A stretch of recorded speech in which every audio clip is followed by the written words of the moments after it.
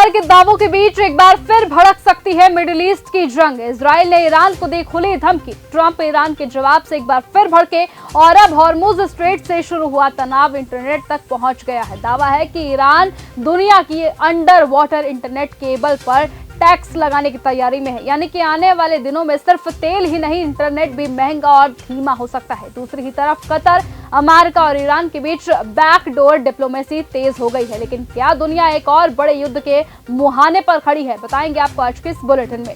नमस्कार, आप देख रहे हैं न्यूज गंगा और मैं हूं आपके साथ निशा भारद्वाज। सीज फायर के बाद भी जंग हो सकती है। इजराइल के प्रधानमंत्री बेंजामिन नेतन्याहू ने चेतावनी दी है कि सीज फायर के बावजूद ईरान का परमाणु खतरा खत्म नहीं हुआ है। नेतन्याहू के मुताबिक ईरान के पास 440 किलो 60% संवर्धित यूरेनियम मौजूद है। उन्होंने संकेत दिया कि जरूरत पड़ने पर इजराइल अकेले भी सैन्य कार्रवाई कर सकता है। अमेरिका और ईरान के बीच फाइनल डील करवाएगा कतर। अमेरिका के एक पन्ने के समझौते पर प्रस्ताव पर ईरान ने अपना जवाब दिया है, जिससे अमेरिका ने अस्वीकार करार दिया है, यानी कि दोनों देशों में बातचीत नहीं बन पाई है।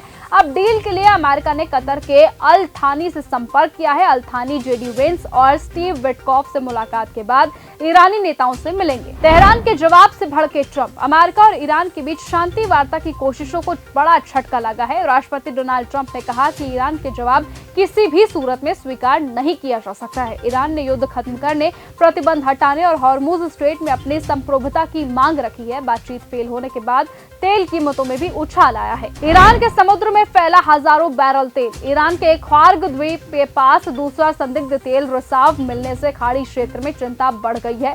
संयुक्त राष्ट्र ने इसे पर्यावरणीय संकट बताया है। एक्सपर्ट्स के मुताबिक रिसाव पुरानी पाइपलाइन या फिर युद्ध जैसे हालातों से जुड़ा हो सकता है।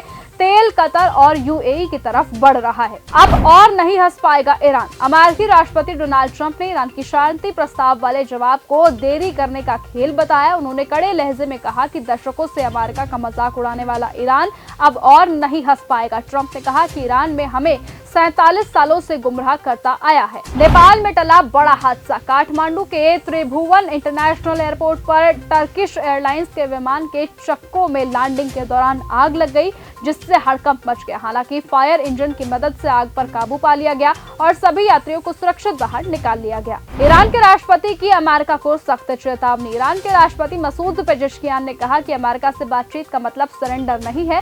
वहीं ईरान के नए सुप्रीम लीडर मुज्तबा खामेनेई से सेना के बड़े कमांडर ने मुलाकात की है। तो दूसरी ही ओर कतर, पाकिस्तान और अमेरिका भी ईरान युद्ध को लेकर शांति प्रयासों और मध्यस्थता में जुटे हुए हैं। हॉर्मुज में तेल के बाद अब digital block. Iran Hormuz strait से गुजरने वाले जहाजों के बाद अब डिजिटल डेटा पर टैक्स लगाने की तैयारी में है। इसे मुज्तबा का $1 ट्रिलियन वाला दाव माना जा रहा है। ईरान अंतर्राष्ट्रीय कानूनों का हवाला देते हुए अंडर वाटर इंटरनेट केबलों से प्रतिदिन गुजरने वाले खरबों डॉलर के वित्तीय डेटा पर शुल्क वसूलना चाहता है। यदि शुल्क नहीं दिया गया तो ईरान केबल काटने की धमकी दे रहा है, जिससे वैश्विक इंटरनेट ट्रैफिक प्रभावित हो सकता है। हॉर्मुज के बंद होने से पनामा की बढ़ी कमाई। ईरान द्वारा हॉर्मुज स्ट्रेट बंद करने से वैश्विक शिपिंग लाइनें प्रभावित हुई है। ईरान संघर्ष के कारण कई जहाज अब मध्य अमेरिकी सी रूट की ओर मुड़ रहे हैं। क्या महंगा होगा इंटरनेट? ईरान हॉर्मुज स्ट्रेट से गुजरने वाली under water fibre Arctic cable पर टैक्स लगाने की तैयारी में है। इन केबलों से दुनिया का ज्यादातर इंटरनेट डेटा गुजरता है और अगर ऐसा होता है तो भारत समेत कई देशों में